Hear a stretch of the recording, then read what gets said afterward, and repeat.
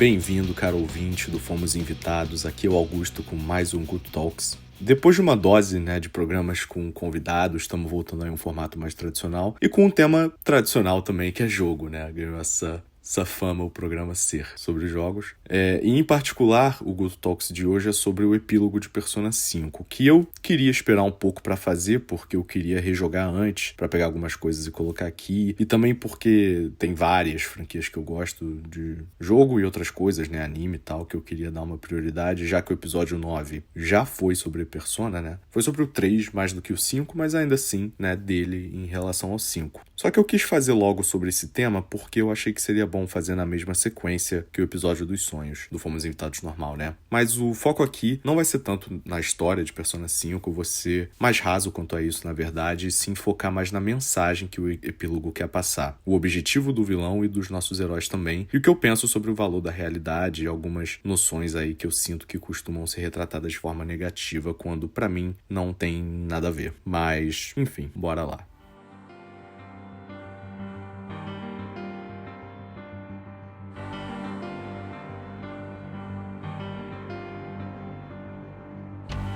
Então, qual que é a parada? Sem entrar nos detalhes, em Persona 5, os nossos protagonistas, um grupo chamado Phantom Thieves, eles vão por toda Tóquio atrás de pessoas ruins e têm dentro delas algum desejo maléfico. Na maioria dos casos, eles também podem mudar outras emoções como tristeza e tal, e a gente já vai falar desse caso em específico. Mas, dando um exemplo do jogo, um chefe criminoso que enxerga todas as pessoas como caixas eletrônicos no subconsciente dele, os Phantom Thieves, eles vão lá e mudam isso, fazendo o cara se arrepender e tal, É isso que eles fazem, e o processo formalmente eles se referem como change of heart, mudança de coração. Mas enfim, depois do final, um cara, terapeuta da escola dos nossos protagonistas, chamado Maruki, ele ganha poderes de reescrever a realidade. Ele resolve então, por algumas questões da própria vivência dele, criar um mundo que maximize a felicidade e minimize o sofrimento. Então ele reconfigura a realidade para que seja exatamente igual à nossa, mas com uma diferença. E a diferença é que todas as pessoas vão ter o seu maior desejo realizado.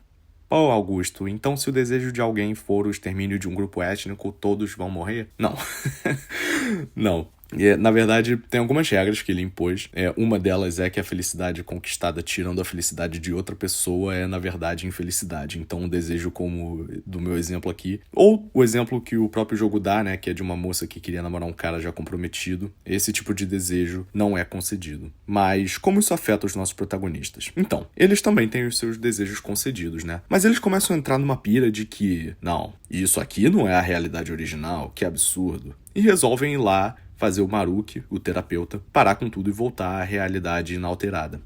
Agora que eu dei esse resumo bem superficial, vamos aos pontos, que eu quero destacar nesse programa. Primeiro, eu queria tirar de campo já a questão da mensagem. Eu sei o que o jogo quer transmitir, É que a gente cresce quando supera a adversidade, que o sofrimento é algo que a gente tem que encarar e superar, ao invés de fugir dele ou tentar se enganar sobre o estado das coisas. Eu concordo 100% com a mensagem. Eu também queria falar que o Maruki não é absolutamente perfeito, não. Quando os Phantom Thieves, no caso, os protagonistas, querem rejeitar a realidade dele, ele não permite. Quer dizer, ele permite e ele avisa pra eles exatamente a data que a realidade vai se tornar a realidade absoluta, justamente pra deixar eles pensarem se eles querem ou não aceitar a realidade dele ou se vão continuar tentando derrubar o cara. Mas em caso de vitória dele, ele não liga que os Phantom Thieves não querem viver na realidade dele. Ele vai fazer ser a realidade, ponto. Ou seja, ele tira dos indivíduos a escolha de aceitar ou não. E além disso, fica bem subentendido ali em algumas questões, principalmente de design, que ele tem algumas tendências controladoras. Mas assim, eu vou deixar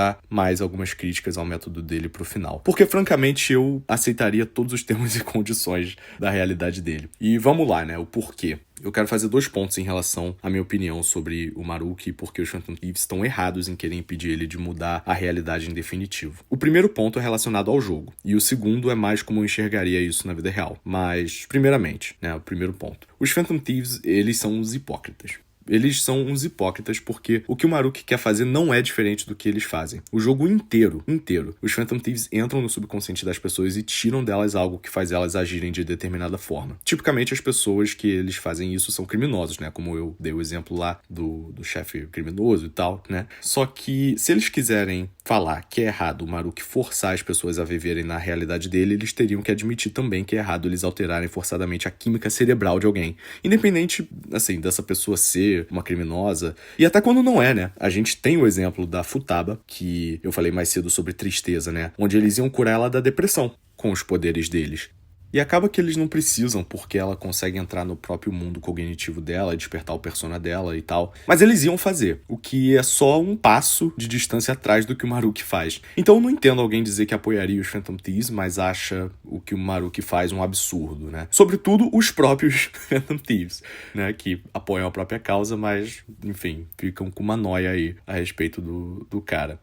E vamos falar deles agora como um grupo, né? Porque na realidade do Maruki, eles recebem os desejos deles também. E eu queria destacar certas coisas a respeito disso. Então, a gente tem 9 Phantom Thieves, incluindo a gente, né? O jogador. Mas eu vou listar aqui os outros 8 que recebem, né? Que são os NPCs, os seus amigos ali. E eu vou comentar sobre não só o que eles recebem, mas também o que eu acho sobre isso. Começando pelo Yusuke. O desejo dele é que o pai adotivo dele não fosse uma pessoa horrível.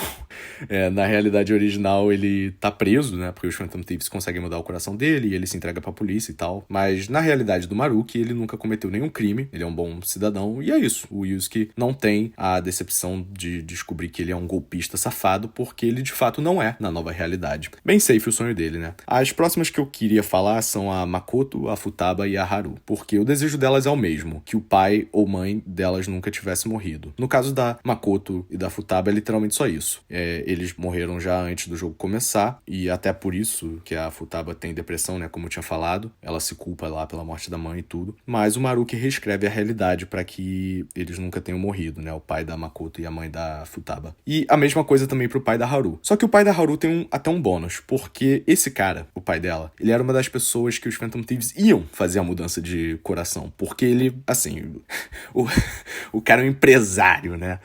E ele tinha a maior rede de hambúrguer ali do jogo e tava conectado com uma série de assassinatos políticos e vendeu a filha dele. No caso, ele vendeu a própria Haru, né? Pra se casar com um Zé qualquer, filho de algum cara importante aí. E no jogo a gente vai mudar o coração dele, mas ele morre. Ele é assassinado ali por um cara que tem o mesmo poder dos Phantom Thieves, só que usa eles pro mal, né? E fica por isso. Ou seja, os Phantom Thieves iam fazer uma lavagem cerebral no cara, como eles fazem diversas vezes. Aí o cara morre, o Maruki reescreve a história pra que o cara nunca tenha morrido. E agora sim, o bônus. O Maruki literalmente faz a mesma coisa que os Phantom Thieves iam fazer, que é transformar o cara pra que ele não seja um criminoso malvado e pai babaca, né? Essa é uma das que me deixa mais encucado, porque, de novo, era exatamente o plano deles, que só dá errado porque o pai da Haru é assassinado no processo. E o Maruki tem o poder de fazer o plano dar certo, e ele faz, mas aí não. Aí é errado. Mas enfim, a gente tem também o Morgana, né? Que é um gato. É um gato que fala e tudo. Ele não é um gato qualquer, assim, tipo, ele foi criado pra ajudar os nossos protagonistas e tal. Mas a parada dele é que ele queria ser humano. E eu digo isso no sentido físico mesmo, né? Porque ele é capaz de sentir emoções e tal. Não é aquela história de, tipo, o robô que quer aprender a sentir, né? Aprender a ser humano. Ele literalmente quer ser um humano, espécie humano. Igual os amigos, né? Ele várias vezes não pode sair com eles por ser um gato.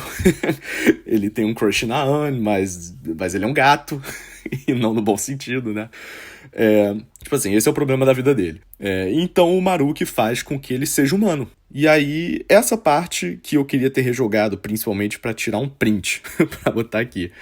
Mas quando você tá lá e começa a explicar pra galera que eles estão vivendo em uma realidade diferente e tal, o Morgana, ele volta a ser um gato. E aí depois você conversa com ele quando o grupo tá se decidindo se aceita ou não a realidade do Maruki. E você e o Morgana estão conversando, né? E ele tá todo tipo, não, a gente vai trazer a realidade original de volta, blá blá blá blá blá blá. E você pode escolher uma opção de diálogo onde você fala pra ele algo tipo, pô, mas era o seu desejo, né? E ele responde, mas vamos esquecer essa parte aí. Vamos rejeitar o mundo do Maruki juntos e lutar pela nossa realidade real. O que é muito interessante vindo dele. Que no final do jogo lança a seguinte frase, e essa aqui eu anotei pra falar. Ele diz, lembrem-se, o mundo real não existe. O que cada pessoa vê e sente é o que molda a realidade. É isso que dá ao mundo um potencial infinito. Mesmo que você sinta que só a escuridão está à sua frente, enquanto vocês derem as mãos, enxergarem tudo como um só, o mundo nunca acabará. O mundo existe dentro de todos vocês. Fecha aspas. Ou seja, o mundo real não existe. O que cada pessoa vê e sente é o que molda a realidade.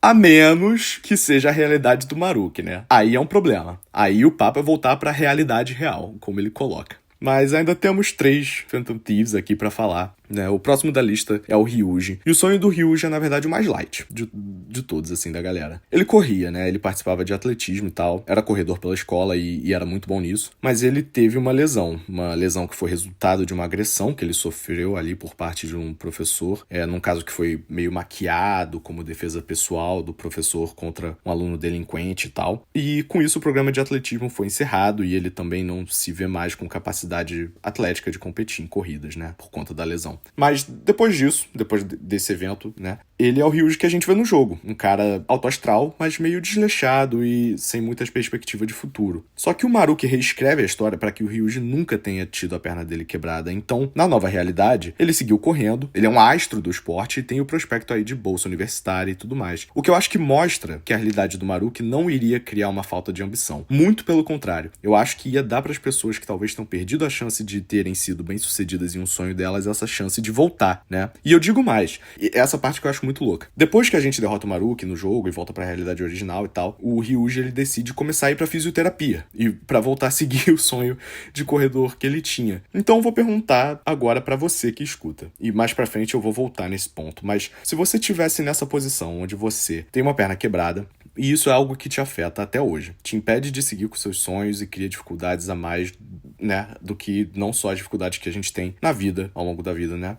Você agora tem duas opções para resolver essa situação aí da sua perna. E uma delas, um cara que desenvolveu uma técnica especial vai curar sua perna imediatamente e é como se você nunca sequer tivesse quebrado ela. Não tem efeito colateral, nada. É isso, o cara vai num estalar de dedos curar sua perna. E a sua outra opção é gastar seu tempo, gastar o seu dinheiro com um método que pode ou não ser eficaz em tratar a sua perna. Qual das opções você escolheria? Bom, segurem a resposta aí, eu vou expandir nessa pergunta quando eu fizer o segundo ponto, ou talvez daqui a pouco, porque agora a gente vai falar da Anne. E eu quis deixar ela por último aqui, porque ela é a que me deixa mais... Eu diria indignado, mas é até mais decepcionado em rejeitar a alteração da realidade. Porque o desejo dela é que a amiga dela, a Shiro, que ficou um bom tempo em coma depois de tentar cometer suicídio por ter sido agredida e estuprada por um professor, o mesmo, inclusive, que quebrou a perna do Ryuji, né? O sonho da Anne é que a amiga dela nunca tenha passado por isso.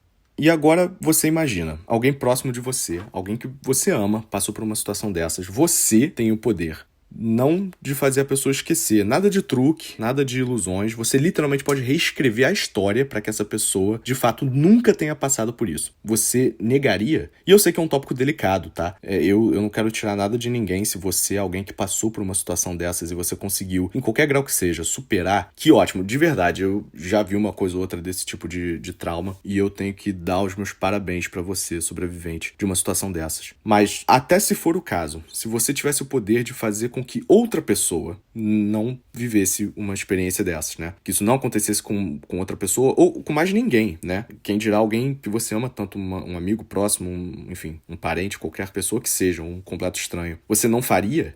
Mas uma pergunta para deixar aqui antes de ir pro meu segundo ponto, né? E só antes de ir, na verdade, se você lembra bem, eu disse que a gente tinha 8 Phantom Thieves, né? Excluindo o nosso protagonista. E eu só falei de 7 pessoas. Isso é porque a gente também tem o caso da Sumire, ou Sumire, né? Na pronúncia mais próxima. Que é a única onde eu discordo da realidade do Maruki, ou pelo menos da solução dele, né? A situação da Sumire é que ela tinha uma irmã, Kasumi. As duas eram ginastas e tal, mas a Kasumi era mais talentosa que ela. E aí a Sumire desenvolveu um complexo de inferioridade que crescia proporcionalmente à distância de performance esportiva dela com a irmã, né? Até que um ponto ela não aguenta mais e se joga no meio de uma estrada pra se matar, né? Só que a Kasumi empurra ela pra fora do caminho e então a própria Kasumi, que é atropelada e morre. A Sumire, ela se sente culpada por essa situação e isso, combinado já, né, com o complexo de inferioridade que ela já tinha, como eu disse, faz com que o desejo dela seja literalmente ser a Kasumi. E ela conta isso pro terapeuta dela, que,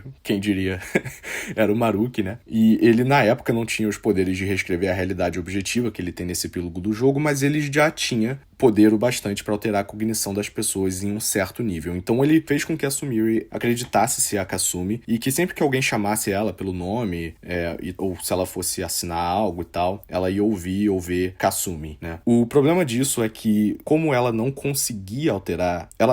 como ele, né, o o Maruki. Como ele não conseguia alterar a realidade ainda, apesar dela ter adotado a identidade da irmã falecida e acreditar realmente ser ela não era a irmã de fato. Então ela não tinha, por exemplo, o talento esportivo da irmã. Então isso entrava em conflito com a realidade que ela enxergava e a realidade de fato, né? O que é ruim. Mas o meu problema aqui nem é a limitação do poder do Maruki naquele ponto. Mas é mesmo quando ela, com a ajuda dos amigos depois e tal, né, aceita ser a Sumire e não quer mais viver como Kasumi, o Maruki ignora isso. Assim como ele ignora os outros Phantom Thieves que resistem à realidade dele também, né? Mas no caso da Sumire, ela conseguiu superar a questão e tal. Ela de fato não quer ser mais a Kasumi, enquanto que o resto da galera só rejeita a realidade do Maruki por virtude de não ser a realidade original, né? Como o Ryuji, que como eu disse, literalmente vai atrás do que o Maruki já tinha dado pra ele, que é a perna curada, né? No caso, ao contrário da Sumire, que de fato não quer mais ser a Kasumi, o Ryuji ainda quer a perna curada, ele só não aceita o método. E eu acho que essa é uma ponte boa pro meu segundo ponto, que é sobre a realidade em si. Se vocês lembram das minhas perguntas que eu fiz antes, em particular sobre os desejos do Ryuji e da Anne, se você é alguém que rejeitaria, eu genuinamente queria entender o porquê. No caso do Ryuji, que é algo relacionado à saúde, né, a gente pode expandir, e muito. Porque, como eu falei, no caso dele, ele tinha uma perna quebrada, ele teve a perna quebrada e por conta disso ele desenvolveu uma lesão, né? Que é curada pelo Maruki. Agora, pensa nas milhões de pessoas no mundo que têm alguma deficiência física. E pior do que uma lesão na perna, né? Milhões de pessoas com câncer. Milhões de pessoas no mundo com doenças incuráveis, tipo AIDS. E a gente tá falando de condições aqui, mas a gente pode ir além, né? Milhões de pessoas sem acesso à água potável, milhões de pessoas que nascem em regiões de guerra, ou às vezes nem de guerra em si, mas de alta criminalidade e sem condição de sair disso. Imagina, eu vou parecer até meio John Lennon agora, né? Mas imagina que todos esses problemas podem ser solucionados de uma maneira fácil, uma maneira inofensiva, de uma maneira 100% autêntica. Você rejeitaria só porque a maneira não é uma ação física? Porque eu aposto que se alguém aparecesse e erradicasse HIV com algum medicamento que a pessoa desenvolveu, todo mundo ia achar o máximo. Agora, se alguém erradicasse HIV com, entre aspas, magia, né? Quebrando a realidade, seria errado? Aí sim seria errado? Se você ainda acha que sim, simplesmente pelo fato de ser algo que tá indo contra o curso das coisas, eu quero que você imagine a seguinte situação. Você tá aí, ouvindo esse Good Talks, de repente, o cara do Matrix aparece aí onde você tá e te conta que a sua vida é uma mentira, né? Que você tá numa simulação ou alguma projeção no mundo dentro de um computador ou qualquer parada dessas aí, né? E que a realidade dele, do cara que brotou aí, é um mundo até parecido com o nosso, mas nela, as 5 pessoas mais próximas de você estão mortas e você perdeu os seus 2 pés em algum acidente. Mas é a realidade. Você iria abandonar a sua vida aqui só porque não é a realidade? Se você iria, eu acho isso completamente insano. Só porque é uma realidade contida dentro de outra realidade ela tem menos valor. E esse nem é o caso do jogo, né? Eu só usei isso de exemplo porque também é algo comum nas mídias. Mas no jogo é literalmente a mesma realidade, só que reescrita. Tecnicamente seria ainda, entre aspas, mais real, né? Se for botar numa escala, assim. E já que eu falei das mídias, né, eu queria falar disso também, de como essas coisas costumam ser retratadas e porque eu acho que isso faz muito a cabeça das pessoas. Do que eu tô falando, né? Então, muitas vezes, nem sempre, mas muitas vezes, quando uma história dá ênfase na questão de querer que as coisas fossem diferentes e aquela coisa toda, e aí acontece de fato, né, as coisas mudam por qualquer motivo e no final da história, geralmente a gente vê um protagonista meio arrependido e se conformando com o fato de que ele tá feliz com o que aconteceu originalmente, né? Ou como a vida dele tava antes. Teve até aquele filme do Zac Efron, que é literalmente isso, né? Aquele 17, outra vez. E tem vários desses que o cara vive uma realidade diferente e no final percebe que ele estava feliz com a realidade dele mesmo. Só que eu acho engraçado nesses filmes que eles nunca botam um paciente terminal de câncer, ou um adolescente órfão refugiado, ou nada disso. É sempre uma historinha de alguém que tem uma vida de boa, tipo aquele também, o De Repente 30. Enfim, tem vários. E que, de novo, eu concordo com a mensagem de que a gente tem que aceitar e superar as dificuldades que a gente vive, né? E não ser consumido por escolhas ruins. Ou às vezes nem escolhas, né? Ou às vezes são só reveses da vida mesmo e que a gente fica se remoendo, questionando por quê? E, cara, você tem que entender, né, que não existe porquê. E até se existir, pouco importa o que ele seja, né? Você tem que erguer a cabeça quanto a isso. Mas, voltando, né? Sempre é uma história assim, que usam pra passar essa mensagem. Porque quando é uma parada catastrófica mesmo, tipo Vingadores, eu nunca vi Vingadores, mas eu tô ligado que eles voltam no tempo pra impedir o Thanos, né? E eu duvido que alguém tenha ficado tipo, ué, mas eles estão errados em tentar reescrever a história. Se teve, eu não sei, né? Como eu disse, eu nunca vi, mas Era o exemplo mais pop que eu consegui pensar. Um que eu sei bem mais, que também é pop, é Dragon Ball, né? Ninguém fala, tipo, não, o Trunks não devia ter ido pro passado salvar o Goku. É até insano.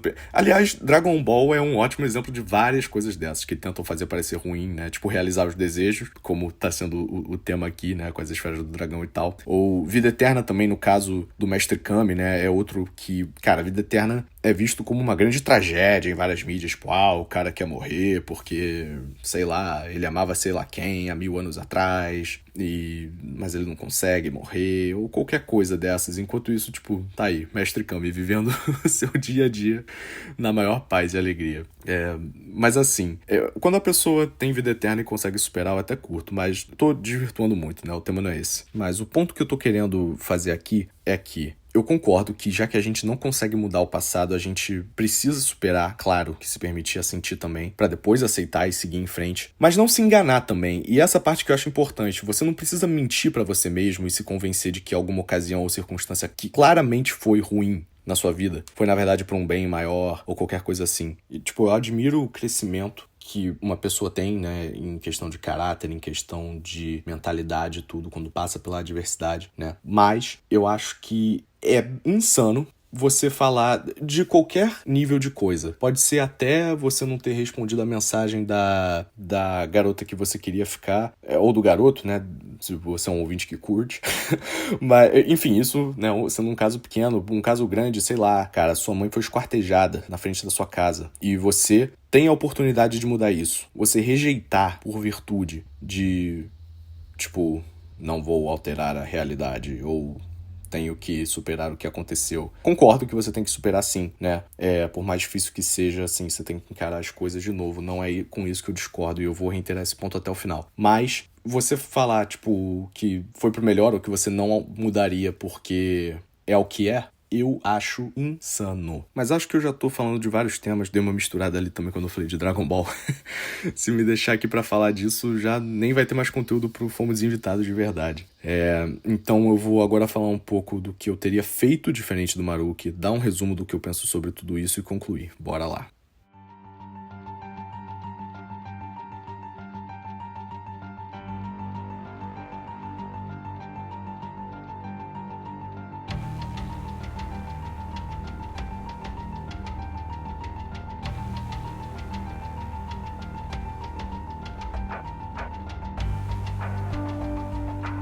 Então, pra não falar aqui que o cara é perfeito e tudo, claro que eu já falei onde eu discordo dele em relação a Sumire, né? E eu acho que isso é uma falha grande, além de que eu acho que ele também não precisava apagar a memória de todas as pessoas em relação ao desejo delas, né? Algumas não tem jeito, como no caso da Anne, não tem como desfazer a agressão que a melhor amiga dela sofreu sem desfazer das memórias disso também, porque até uma realidade onde ela não foi violentada, se ela carrega as memórias disso, ela vai ter memórias traumáticas de um evento que não aconteceu. Chega a ser até uma punição nesse ponto, né? Então, eu acho válido ela não ter memória disso, já que não aconteceu, tudo certo. Mas pros outros, tipo a Makoto, né? Que na realidade do Maruki, o pai dela nunca morreu, eu acho que ela ter a memória do evento do falecimento do pai e agora ter o pai de volta pode até tornar ela mais grata por isso. Como também eu acho que concilia o amadurecimento emocional que ela teve por ter tido essa experiência com agora a felicidade de ter o pai dela de volta. E dá pra aplicar isso com grande parte dos desejos, né? Como eu dei o exemplo aqui de vários sobre saúde, né? Tipo, se fosse eu na posição do Maruki, eu deixaria que as pessoas lembrassem do fato que estavam doentes e sem salvação, sem cura, pra seja lá o que for. E quando eu curasse elas, a felicidade que elas iam sentir ia ser gigante. E a pessoa podia viver bem também, né? Depois disso, com orgulho de saber que ela sobreviveu ao pior, sabe? Eu acho que só acrescentaria a experiência, sabe? De felicidade, de realização, assim. Essa é a minha crítica. Mas mesmo assim, se eu tivesse que escolher entre deixar tudo como tá ou alterar a realidade pra dar uma solução em toda a miséria do mundo, mesmo que isso apague a memória das pessoas em relação a essa miséria, né, que elas passaram, eu escolheria, sem sombra de dúvida, apagar a miséria. E até colocando o caso da Sumire aí no meio, né? Eu acho que é um preço pequeno a se pagar pelo bem que a realidade do Maruki faria. E lembrando aqui, no jogo é confirmado pra gente que as pessoas que o Maruki trouxe de volta não eram ilusões. ilusões, mas de fato as pessoas que tinham morrido. Se fossem ilusões, eu seria contra. Se o Maruki tivesse também obtido o poder dele de forma sanguinária, eu seria contra. Mas não. A única razão apresentada no jogo pra rejeitar a realidade do Maruki é ela não ser a realidade original. E isso pra mim é besteira. Se alguém fosse construir uma casa pra mim no Rio de Janeiro com as mãos, cimento e tijolos, eu aceitaria com a maior felicidade do mundo. Mas se alguém construísse uma casa pra mim no Rio de Janeiro com magia, cimento e tijolos, eu não iria aceitar. É pra rir dessa noção. E pra fechar aqui também, eu acho muito engraçadinho da parte dos Phantom Thieves que, apesar de fazer o bem, tem métodos bem moralmente ambíguos, né? Literalmente invadem a cognição das pessoas e mudam elas. E sim, o professor que quebrou a perna do Ryuji e assediava a Anne e estuprou a amiga dela, por exemplo, precisava ser parado, assim como todos os outros criminosos que a gente faz se entregar no jogo, né? Mas ainda assim é uma violação pessoal.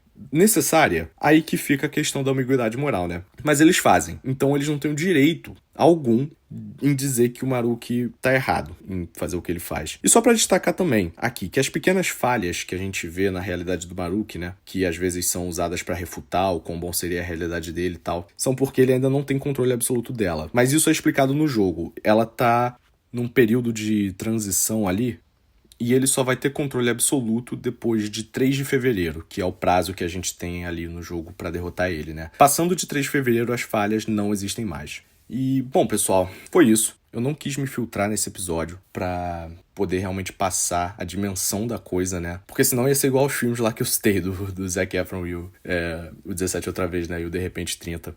Tipo, eu acho que a gente tem que entender que no mundo e as situações dele são muito mais tenebrosas do que uma vidinha aí de classe média típica, né, de um filme americano e tal. E eu vou repetir, né, vou reiterar o que eu já falei lá atrás. Eu entendo a mensagem anti-escapista do epílogo, tá? E eu concordo com ela sim, de não fugir dos seus problemas e superar eles. É ótimo, é inspirador e é necessário, já que a gente não consegue desfazer ou refazer o que já foi feito. Mas ter a possibilidade de melhorar a vida de todas as pessoas no planeta por um método pacífico e obtido por meios também não violentos, e rejeitar isso só porque mexe com a realidade, eu acho um absurdo. E eu encerro esse Good Talks perguntando qual é o valor dessa realidade, porque sei lá, 80% das pessoas que jogaram Persona 5, né, discordam do Maruki e falam isso, falam aquilo, e eu já li muito sobre, né, pra tentar achar alguma opinião que me convencesse, mas eu nunca achei uma. Então, se você já jogou, ou se você só tem uma opinião mesmo sobre a situação, pode, por favor, comentar, né, e tenta me explicar aí por que você não alteraria a realidade pra melhorar a vida de todas as pessoas. E é isso, pessoal. Até um próximo Good Talks.